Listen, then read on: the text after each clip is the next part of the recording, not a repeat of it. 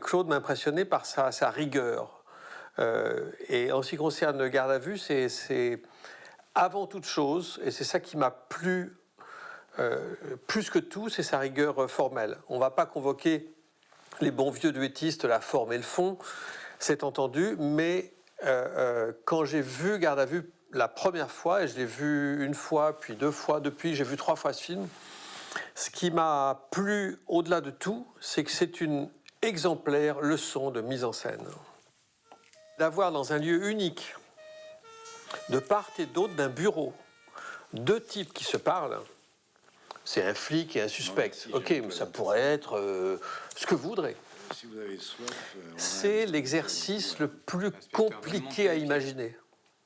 Parce qu'on peut se dire, je vais faire le chant, encore, je vais faire une autre grosseur, je vais faire le contre-champ, mais c'est pas comme ça que ça marche. Et quand on voit le film de Claude, on se rend compte à quel point il a réfléchi à comment transmettre les choses, comment être au plus près sans être banal. Mais c'est qu'une question de réflexion et de travail.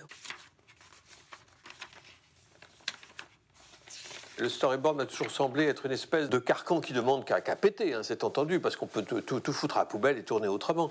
Mais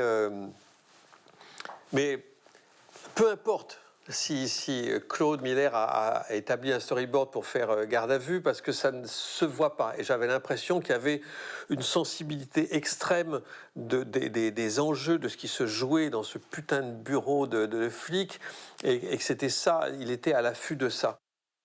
Quand j'ai vu le film, j'ai eu la certitude que ce film était tourné à une seule caméra, et non pas à 2 ou 3 caméras, comme ça se fait aujourd'hui. Je fais le chant, je fais le contre-champ, je fais cette grosseur, etc., qui est un truc qui, enfin, pour mon goût, en tant que metteur en scène, me semble absolument navrant, comme si la mise en scène se décidait au montage. La mise en scène, elle se décide au tournage. Claude Miller a tellement le respect de ce qui est écrit et des personnages. C'est-à-dire que jamais, quand on regarde le film, jamais il ne fait les pieds au mur pour faire son intéressant. Jamais il ne dépasse ce qui est écrit et ce qui est joué. C'est-à-dire que ce qui est très agréable et ce qui est donc force admiration chez un réalisateur, un metteur en scène, c'est quand il fait confiance aux acteurs et à ce qui est écrit. Le studio amène un truc essentiel à un film pareil. C'est qu'on est dans le naturalisme d'une certaine manière, mais en fait pas du tout. C'est-à-dire qu'à chaque instant, par la grâce du travail de Bruno Nuiten, le chef opérateur, à chaque instant, on est dans un monde, sinon transfiguré, du moins un monde décalé. C'est-à-dire qu'à chaque seconde dans ce film, on est dans le réalisme ou le naturalisme, mais on ne perd jamais conscience du fait qu'on est au cinéma. On a le sentiment très fort d'être devant un film classique. Un film intemporel, indémodable, tourné en studio comme autrefois, avec des grands acteurs comme autrefois, un grand scénariste, grand dialoguiste comme autrefois, un grand chef opérateur comme autrefois. C'est pas un film démodé ou comme autrefois. Mais ce film est la preuve que le classicisme de notre travail, le classicisme est une valeur or. La phrase que j'aime par-dessus tout, c'est quand on la découvre avec elle est dans la pénombre et Ventura qui arrive dans la pièce, tu dis vous allez laisser dans le noir, madame?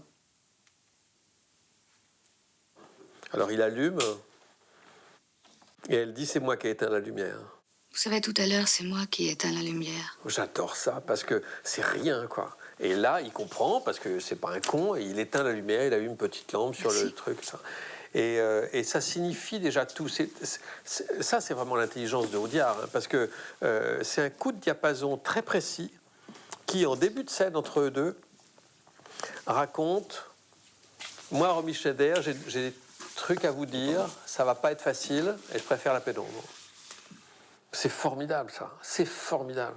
C'est là où on se dit, c'est vraiment un grand film, parce que le film, il n'est fait que de ces intelligences-là, tout le temps.